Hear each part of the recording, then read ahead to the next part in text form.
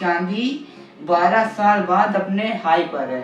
ED enforcement directorate जी हाँ, 1 मई 1956 को इसकी स्थापना हुई थी। जैसे मान लीजिए सोना चांदी का है, जब भारत देश में कहते नहीं कि शादियों का सीजन आ गया, जी हाँ, तब लगातार सोने के दाम तो बढ़ते हैं। पहले हम लोगों को 30% टैक्स देना पड़ता था, अब हम लोगों को टैक्स बढ़ाकर 35% कर दिया गया। जैसे कि मान लीजिए हम लोग तेल मंगाते हैं सऊदी अरब से और सारी जगहों से, सोना भी हम लोग मंगाते हैं, तो ये कई बार सबसे बड़ा कारण जो है वो यही हो जाता है कि जो आपस में टकराव युद्ध की स्थिति हो जाती है, संघर्षों की स्थिति हो जाती है, तब भी सोने चांदी या फिर कोई भी ऐसी चीज हो जो बाहर से आ रही हो, उसके दाम बढ़ जाते हैं। जय श्री राम दोस्तों, मैं शिवांग शुक्ला। जय श्री राम, मैं हूं कर्तव्य वाजपेयी।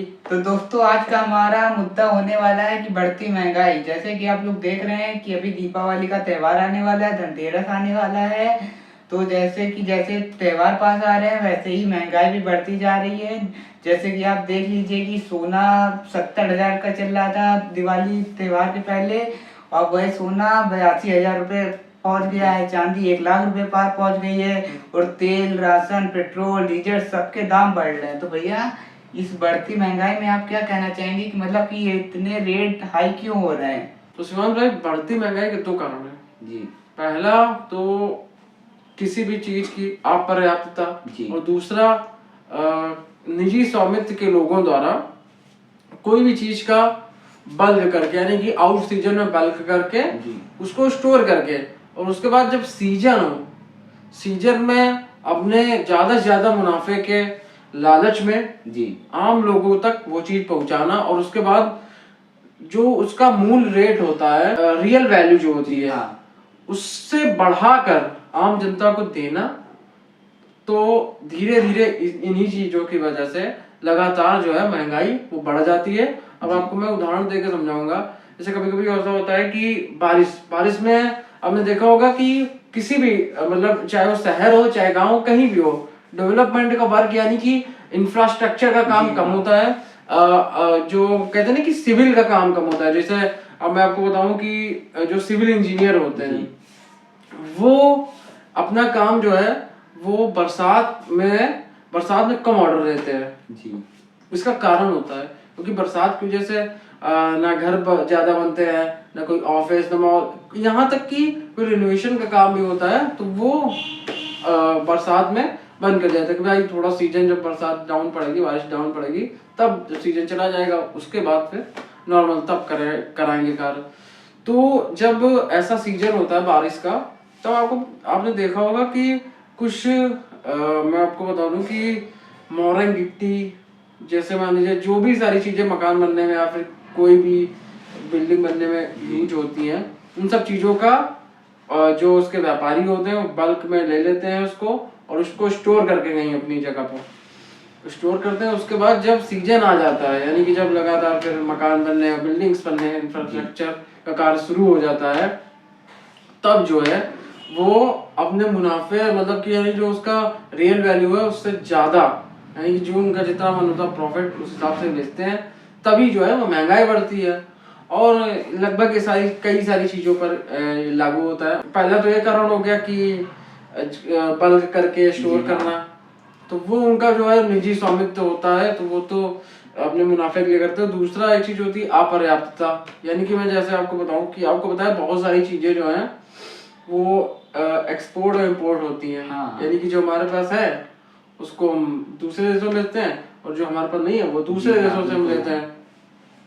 तो जैसे मान लीजिए किन्हीं कारणों, बस मैं आपको बताऊं किन्हीं कारणों सब आपको पता है कि जो बाहरी सामान, अब जैसे बड़ी बड़ी चीजें हो गई, आप महंगे महंगे फोन्स को ले लीजिए जो बाहर बनते हैं, या फिर आप तरीके से तेल ले लीजिए, कुछ भी ले लीजिए, राशन ले लीजिए, दालें ले लीजिए, तो वो जो बाहर देश से आते हैं वो हम सबको पता है कि वो समुद्र के रास्ते से आते हैं, ठीक है, बड़े बड़े जहाजों के जरिए। तो अगर सीजन वहां पर कहीं मान लीजिए कि लगातार तूफान आ रहा है जी, तब जो है इंपोर्ट एक्सपोर्ट नहीं हो पाता है। उस वजह से कोई भी चीज उसकी अपर्याप्तता हो जाती है, और तब जो है जब अपर्याप्तता हो जाती है तो जो है रेट बढ़ाने पड़ते हैं, वो चाहे सरकारी तौर पर या फिर निजी स्वामित्व लोगों के द्वारा।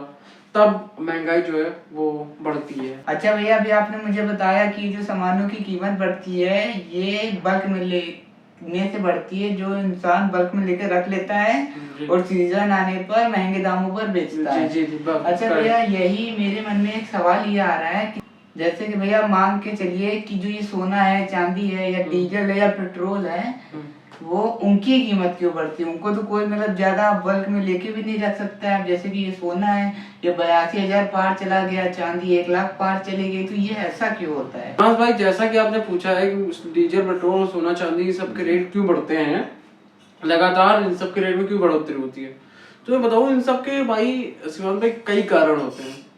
अब मैं आपको बताऊँ इनके सबसे पहला कारण तो होता है जैसे मान लीजिए सोना चांदी का है, जब भारत देश में कहते नहीं कि शादियों का सीजन आ गया, जी हाँ, तब लगातार सोने के दाम तो बढ़ते रहते हैं। या फिर मैं आपको बताऊं कि जब कोई चुनाव आता है तब सोना चांदी के दाम बढ़ते हैं। और या तो जैसे अभी कोरोना महामारी आई थी तब सोने के दाम बढ़े थे, जैसे कोई महामारी आ जाती है तब सोने के दाम बढ़ते हैं। और मैं आपको बताऊं कई बार ऐसा होता है कि संघर्ष, जैसे मान लीजिए कि आर्थिक रूप से या फिर राजनीतिक रूप से किसी प्रकार का संघर्ष चलता है, और या फिर वो युद्ध के रूप में संघर्ष चल रहा हो किन्हीं देशों के बीच, किसी भी देश के बीच, तब भी जो है पूरे विश्व में उस युद्ध का जो है असर पड़ता है। जैसे मैं आपको बता दूं, आपने देखा होगा कि यूक्रेन रूस का युद्ध हो गया, अभी हाल ही में ईरान और इजराइल का युद्ध चल रहा है, कितना भयंकर युद्ध चल रहा है। बिल्कुल। उसकी वजह से मैं आपको बताऊं इतना ज्यादा इंपोर्ट और एक्सपोर्ट जो है पूरे विश्व में प्रभावित हुआ है। उसी वजह से कई बार होता है कि डीजल, पेट्रोल, इन सब चीजों के दाम बढ़ जाते हैं। और आपको पता ही है कि कई सारी चीजें हम लोग अब पड़ोसी देशों से भी मंगाते हैं और अन्य कई देशों से मंगाते हैं। जैसे कि मान लीजिए हम लोग तेल मंगाते हैं सऊदी अरब से और सारी जगहों से, सोना भी हम लोग मंगाते हैं। तो ये कई बार सबसे बड़ा कारण जो है वो यही हो जाता है कि जो आपस में टकराव, युद्ध की स्थिति हो जाती है, संघर्षों की स्थिति हो जाती है, तब भी सोने चांदी या फिर कोई भी ऐसी चीज हो जो बाहर से आ रही हो, उसके दाम बढ़ जाते हैं। जी हाँ, तो ये एक बड़ा कारण होता है। भैया अभी आपने मुझे बताया जैसे कि सोना चांदी इसलिए भी महंगा हो जाता है कि ये सब बाहर से आते हैं, और अभी आपने मुझे जैसे कि बताया कि ये सब इसलिए महंगे हो जाते हैं कि अभी कोरोना आया था तो उसमें ये सोना चांदी महंगा हो गया, और आपने अभी मुझे बताया कि 2 देशों के बीच में युद्ध चल रहा है तो उससे भी ये महंगा हो गया है। तो भैया क्या आप मुझे ये बता सकते हैं कि आपने जैसे कि न्यूज़ देखा होगा तो उसमें बताया जा रहा है कि चांदी 12 साल बाद अपने हाई पर है, मतलब चांदी ने 12 साल बाद अपनी कीमतों को बाहर मारा है। 12 साल में इतनी कभी नहीं गई है जितनी ये 2024 में है। तो उसके बारे में आप क्या कहना चाहेंगे कि 12 साल बाद चांदी ने अपने दामों में इतना उभार मारा? शिवान भाई, तो जैसा कि आपने मुझसे पूछा कि जो चांदी का रेट है वो 12 साल में सबसे ज्यादा हाई गया इस बार, तो ऐसा क्यों है? तो शिवान भाई, जैसा कि मैंने पहले ही बताया था कि जब किसी भी देश के बीच में संघर्ष चलता है, युद्ध होते हैं या फिर युद्ध जैसी स्थिति होती है, या फिर कोई कहीं भी राजनीतिक संघर्ष चलता है, आपको मैं बताऊं कि अमेरिका में अभी चुनाव का दौर जारी है जी, उस वजह से भी। और आपको पता है ईरान और इजराइल में युद्ध, उसके पहले आपको मैं बता दूं कि यूक्रेन और रूस के बीच कितने लगभग 1-1.5 साल 2 साल से युद्ध चल रहा है। 2022 से चल रहा है। और मैं आपको बता दूं कि इसका एक और कारण है कि जैसा कि आपको पता होगा कि थर्ड वर्ल्ड वॉर 1945 से 1991 तक चला, इसको शीत युद्ध भी हम लोग कहते हैं जी। तो उसके बाद से, जैसे कि आपने बताया कि उसके बाद से दुनिया ने अभी तक कोई इतना बड़ा युद्ध नहीं देखा था। अब अगर रूस यूक्रेन के युद्ध को छोड़ दे और ईरान इजराइल के युद्ध को छोड़ दे, तो उस दौरान 1991 से अभी तक की कोई इतना बड़ा युद्ध नहीं हुआ था। तो सारी चीजों की कीमतें, जैसे कि मैंने आपको बताया कि युद्ध जो है सबसे बड़ा कारण हो जाता है। तो इसलिए भी जो सोने चांदी की कीमत थी वो नॉर्मल थी, मतलब बढ़ रहा था लेकिन इतनी ज्यादा तेजी से नहीं बढ़ रहा था। जैसे आपने बताया मीडिया रिपोर्ट्स में ये दावा किया गया और ये सच भी है कि 12 साल में सबसे अधिक इस बार चांदी के रेट हुए हैं। तो इसका जो है मेन कारण, जो मुख्य कारण है, राजनीतिक संघर्ष है, लगातार चुनावों का दौर है जो अमेरिका में था, और हर देश में चुनाव लगभग होते रहते हैं जहाँ पर संवैधानिक प्रक्रिया है। जैसे अपने भारत में भी चुनाव हुए थे अभी, उसके कारण भी अभी सोने के रेट काफी हाई गए थे, अब तो थोड़ा सा लो आए हैं। तो एक ये कारण होता है। दूसरा कारण जैसे मैंने आपको बताया कि युद्ध जैसी स्थिति कहीं भी कभी बनती है तो इन युद्ध की वजह से या फिर राजनीतिक संघर्ष की वजह से पूरे दुनिया पर इसका असर होता है। अब चाहे वो भारत अपना ही देश हो या फिर कहीं भी कोई भी देश हो, पूरी दुनिया में हर जगह इंपोर्ट एक्सपोर्ट में अंतर आता है।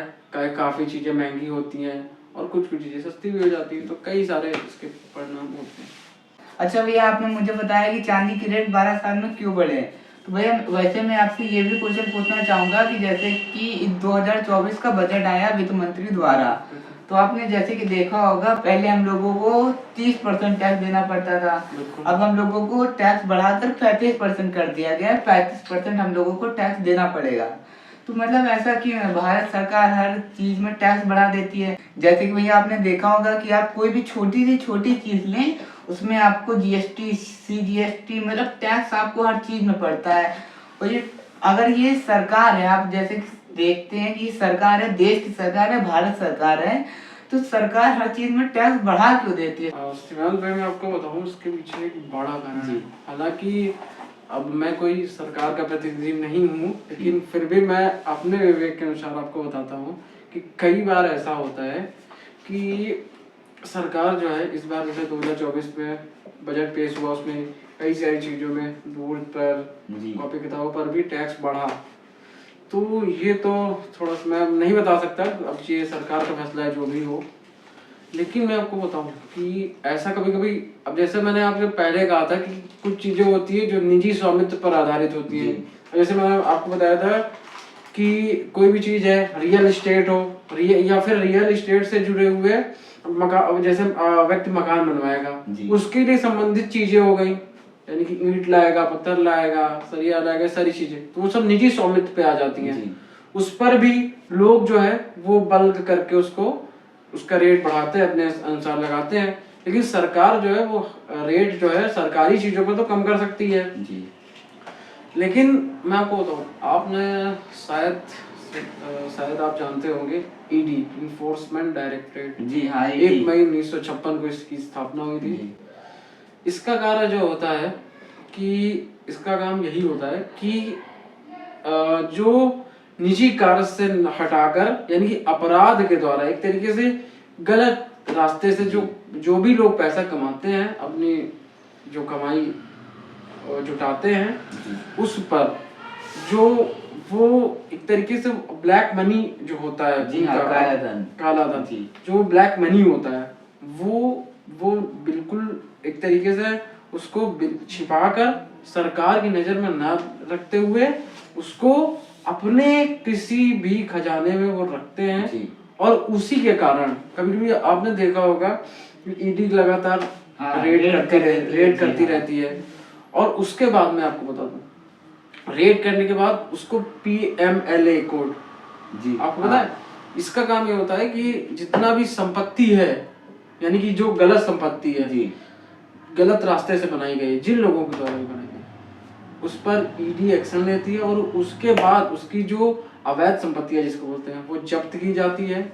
और इसका कारण मैं आपको बता दूं ये भी होता है कि ये मेन कारण इसका ये होता है कि जो भी व्यक्ति ऐसे होते हैं कि व्यापारी हैं, कोई भी हो जो गलत तरीके से मनी अर्जित करते हैं, मनी स्टोर करते हैं, वो मनी जो है उनका वो बिना सरकार को टैक्स दिए जी, उसको ब्लैक मनी करके अपने पास रख लेते हैं। तो जब व्यक्ति टैक्स नहीं देता है उससे सरकार का नुकसान होता है। अब मैं आपको बता दूं, जैसा कि हमको पता है कि व्यक्ति यदि किसी की आय 2.5 लाख से अधिक है जी, तब उसको टैक्स देना है, ये आपको पता है। और मैं आपको बताऊं कि कई उद्योगपति हैं, बड़े बड़े नहीं, मैं आपको छोटे मोटे बताता हूँ जिनके ऊपर केस होता है। बड़े बड़े मान लीजिए, आपको पता ही है जो वैश्विक स्तर पर हैं जी, उनके नहीं, जो छोटे छोटे हैं फिर भी उनका टर्नओवर करोड़ों में है, अरबों में है, तो वो जो है अपनी कमाई का जो हिस्सा जो होता है, कमाई का हिस्सा जो अवैध कमाई का हिस्सा होता है उसको, उस पर वो टैक्स नहीं देते और उसको काले धन के रूप में संचित करके रख लेते हैं। और यही खबर जब ईडी को पता चलती है, सरकार को पता चलती है, तब ईडी उस पर नकेल कसती है, सरकार नकेल कसती है और मनी लॉन्ड्रिंग के केस में उस व्यक्ति को, उस उद्योगपति को अंदर जाना पड़ता है, यानी कोर्ट जो फैसला करती है उसको मानना पड़ता है, जुर्माना जो भी हो। तो जब इस तरीके और ऐसे केस कई हैं, आप लगातार देखते हो, मैं नाम नहीं लूंगा, अभी कई नेता मंत्री लोग इसमें फंस चुके हैं, आपको पता है, वो लोग जेल भी गए हैं। तो मैं आपको बताना चाहता हूँ कि इसकी वजह से भी, अब ये मान लीजिए कि कोई व्यक्ति करोड़ों, किसी एक उद्योगपति के पास करोड़ों रुपया, उसने टैक्स नहीं दिया, तो ऐसे ही हजारों उद्योगपति हैं पूरे देश में, कितना नुकसान हो रहा होगा। इतना टैक्स से, अगर टैक्स दे तो गरीब आदमी का भला हो, और सरकार जो है वो महंगाई कम कर सकती है, जो उसकी सरकार की निजी चीजें हैं उस पर वो कम कर सकती है, उसका रेट कम कर सकती है। लेकिन हाँ, यदि अगर आप सभी व्यक्ति अपनी कमाई पर उचित टैक्स दें, यानी जो सरकार की जो भी एक गाइडलाइन है उसके अनुसार चलें, तो फिर आप देखेंगे कि धीरे धीरे महंगाई जो है वो कम पड़ जाएगी। जी। तो दोस्तों, आज हमने चर्चा करी है बढ़ती महंगाई के विषय में कर्तव्य भैया के साथ। देखिए, सबसे मैं निवेदन करना चाहूंगा कि जिन भी व्यक्तियों की आय सरकार की गाइडलाइन के द्वारा टैक्स के अंडर आती है, तो वो व्यक्ति टैक्स जरूर दे, क्योंकि टैक्स देने से ही देश का विकास होगा और महंगाई, जैसे हम लोगों ने चर्चा करी, महंगाई भी कम होगी। तो कृपया टैक्स जरूर दें। तो दोस्तों, आपने हमारा ये पॉडकास्ट देखा। अगर आपको हमारा ये पॉडकास्ट अच्छा लगा हो तो आप लोग वीडियो को लाइक करिएगा, चैनल को सब्सक्राइब करिएगा और बने रहिएगा इन्फॉर्मेटिव के साथ। जय श्री राम दोस्तों। जय श्री राम।